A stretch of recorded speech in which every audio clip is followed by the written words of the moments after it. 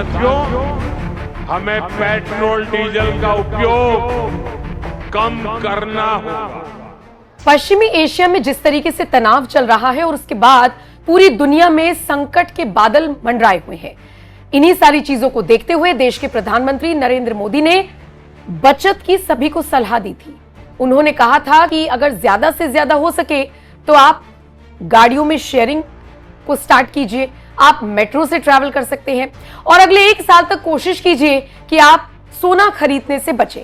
Petrol diesel का संयम से इस्तेमाल करना। साथियों, हमें पेट्रोल डीजल का उपयोग कम करना होगा। शहरों में जहां मेट्रो है, वहां हम तय करें कि हम मेट्रो का ही उपयोग करेंगे, ज्यादा से ज्यादा मेट्रो में ही जाएंगे।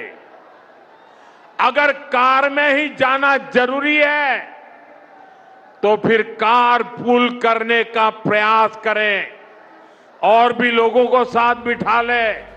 देश में हालात ना बिगड़े, थोड़ी थोड़ी बचत करते हुए काम चल जाए, इसी मकसद से देश के प्रधानमंत्री की तरफ से यह अपील की गई थी और उसका असर देखने को भी मिल रहा है।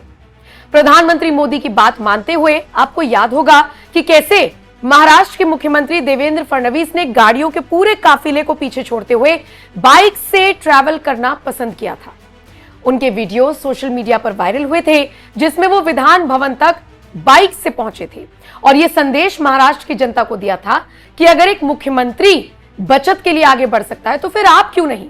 और इसी बीच अब एक और तस्वीर सामने आई है, जिसमें देवेंद्र फडणवीस को बिल्कुल आम आदमी की तरह नरेंद्र मोदी की अपील का पालन करते हुए इंडिगो एयरलाइंस की इकोनॉमी फ्लाइट से ट्रैवल करते हुए देखा गया।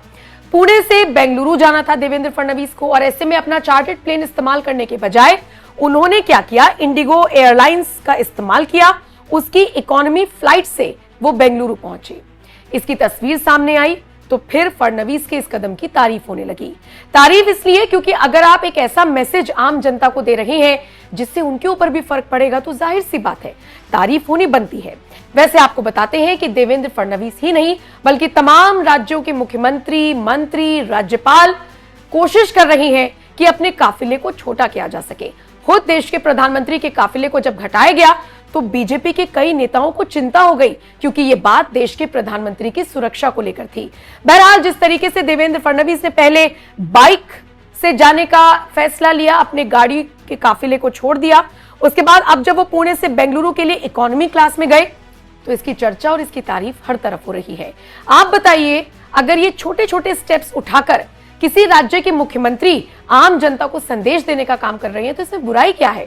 आप इस पर क्या राय रखते हैं? कमेंट सेक्शन में अपनी राय जरूर दें और बाकी खबरों के लिए एनएमएफ न्यूज देखते रहिए।